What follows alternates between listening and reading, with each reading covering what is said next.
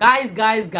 কালিৰ পৰা ষ্টাৰ্ট হ'বলৈ গৈ আছে আসাম প্ৰিমিয়াৰ লীগ মানে APL আৰু তাৰ ইনগ্ৰেল চেৰেমনি মানে অপেনিং চেৰেমনি হ'বলগীয়া আছিলে কিন্তু এই মুহূৰ্তত দেৱজিৎ শইকীয়াজীৰ এটা ডাঙৰ ব্ৰেকিং নিউজ দিলে এই অলপ আগত দেৱজিৎ ডাঙৰীয়াই কি ক'লে BCCI সেক্ৰেটাৰী দেৱজিৎ ডাঙৰীয়াই কি ক'লে APLৰ বিষয়ে তো সেই নিউজটো আপোনালোকে শুনক আৰু যোনে যোনে সাবস্ক্ৰাইব কৰা নাই সকলোকে মই ৰিকুৱেষ্ট কৰিছো আপোনালোকে চেনেলটো সাবস্ক্ৰাইব কৰি দিয়ক কাৰণ এই চেনেলত আপোনালোকে যদি ষ্টেডিয়ামলৈ যোৱা নাই আপোনালোকে টেনচন কৰিব নালাগে গাইজ মই একদম সিউৰিটি দিব পাৰো এই চেনেলত আপোনালোকে ডিটেইলছ গম পাই যাব এটা প্লেয়াৰৰ বিষয়ে কোনে কিমান ৰান মাৰিলে কি তাৰ বিষয় বস্তু গোটেইখিনি পাই যাব যদি আপুনি opening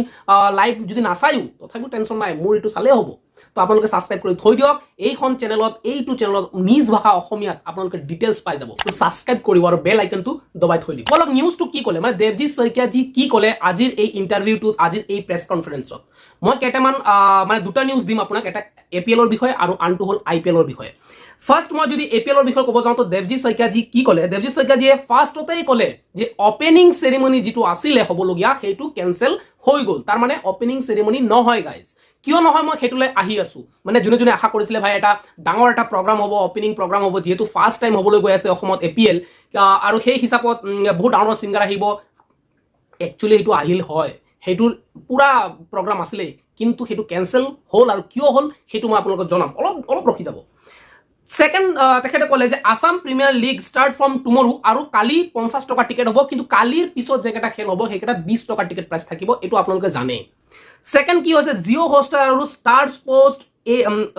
sports HD1 will be telecast মানে কালিৰ খেল বুলি কথা নহয় APLৰ যিমান খেল হ'ব হেতু জিঅ' হটষ্টাৰত হ'ব আপোনালোকে জানে আৰু ষ্টাৰ স্পৰ্টছত HD1 তাতে হ'ব টেলিকাষ্ট হেতু আপোনালোকে ভালকৈ নোট ডাউন কৰি ল'ব কাৰণ জিঅ' হটষ্টাৰ তো আছে বাৰু বহুত জিঅ' হটষ্টাৰ সাবস্ক্ৰাইব নাথাকিব পাৰে কিন্তু ষ্টাৰ স্পৰ্ট HD1 ত দিব কিন্তু বেলেগত নাপায় আপুনি ষ্টাৰ স্পৰ্টছ মাৰি থাকিলে নহ'ব HD1 তহে পাব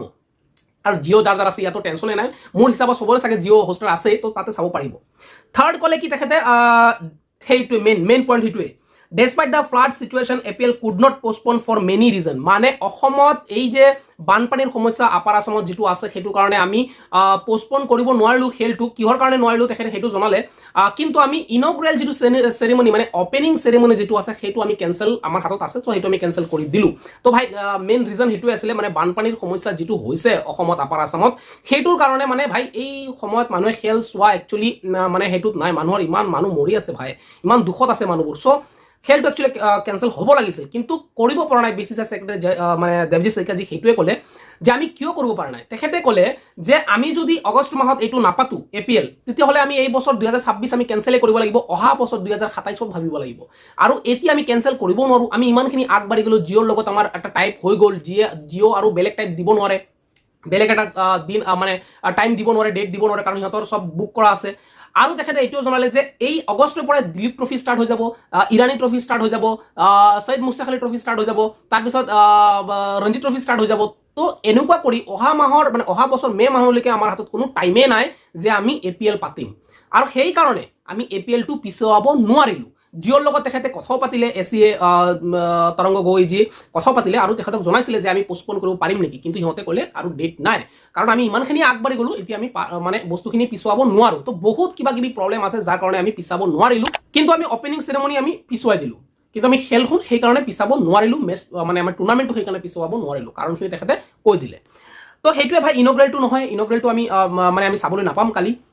আৰু কিন্তু মানে মেচ হ'ব আৰু মেচৰ যেটো প্ৰাইস হেতু কালি খেলৰ কাৰণে 50 টকা তাৰ পিছত 20 টকা থাকিব এতিয়া সেকেন্ড নিউজ হ'ল IPLৰ নিউজ এইটো হ'ল ভাই IPLৰ যি দৰ্শক আছে পুৰা all over India all world সিহঁতৰ কাৰণে এটা খুশ খবৰ হয় আৰু খুশ খবৰ হেতু যে IPL এইবাৰ 2 মাহ আগৰ পৰা ষ্টাৰ্ট হৈ যাব এটা বহুত ভাল খবৰ বে IPL 2 মাহ আগৰ পৰা ষ্টাৰ্ট হ'ব কাৰণটো তেখেতে কৰিছে আৰু কাৰণটো কি জানে নাই কাৰণটো হ'ল যে আমাৰ IPL যি টাইমত হয় সেই টাইমত গৰম অতিৰিক্ত থাকে আৰু বহুত বৰষুণৰ ফলত আমাৰ মেচ কেনসেল হ'বলগীয়া হয় আৰু সেইটো কাৰণেই IPL 2 মাহ আগত কৰিবলৈ গৈ আছে যত অকমান গৰম হয়তো কম থাকিব আৰু বৰষুণৰ সমস্যাটো নাথাকে তো হেতু হ'ব মেইন উদ্দেশ্য IPL 2 মাহ আগত কৰা আৰু APLৰ যেটো কাৰণ আছিল আপোনালোকক জনাই দিলো কিন্তু নাপাহৰিব গাইস আপোনালোকে ভিডিওটো চালে কিন্তু চেনেলটো সাবস্ক্ৰাইব কৰি থৈ দিব মই ক'লো নহয় শিওৰ দিলো আপোনালোকক এই চেনেলটো সকলোখিনি পাই যাব নিজ ভাষা অসমীয়াত ডিটেইলছত পাই যাব আপুনি খেল নাচালেও চলিব